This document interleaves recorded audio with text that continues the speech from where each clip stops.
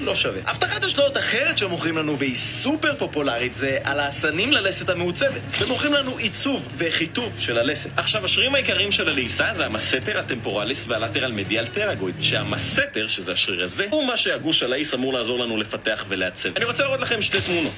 כן, זה ג'וש מדרק וג'וש. בצד שמאל אתם יכולים לראות פנים עם אחוז שומן גבוה יחסית לתמונה מימין, וצד ימין אתם יכולים לראות אצל ג'וש קו לסת ברור. וזה לא כי ג'וש לעס נשכנים במהלך כל הטרנספורמציה, אלא כי שכבת השומן ירדה משמעותית בכל הגוף, מה שגם הבליט את עצמות הלחיים שלו. מאזן קלורי שלילי. עכשיו, האם סוג המוצרים למיניהם יכולים לבנות לנו ולפתח את המסתר?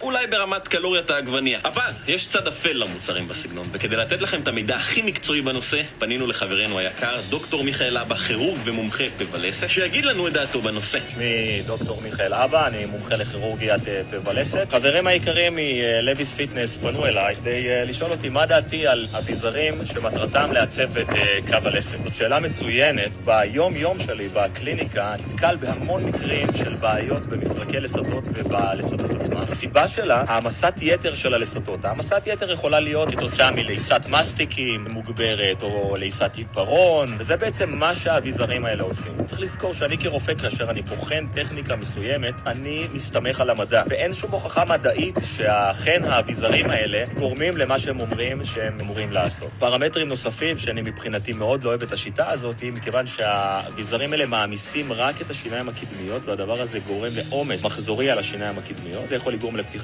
ממשך, תזוזה של שיניים. אז ההמלצה שלי, תתרחקו מזה, בואו להרי ירושלים, לרוץ, לאכול טוב, אנרגיה טובה, זה הכי חשוב. תודה רבה לדוקטור מיכאל, אנחנו נשים פרטים מהמאמר שלו כאן למטה בקישוש, תוכלו לקרוא ולהחכים אפילו עוד, וקיבלנו את ההזמנה שלך לאימון בהרי ירושלים, רק קושרים שרוכים ובאים.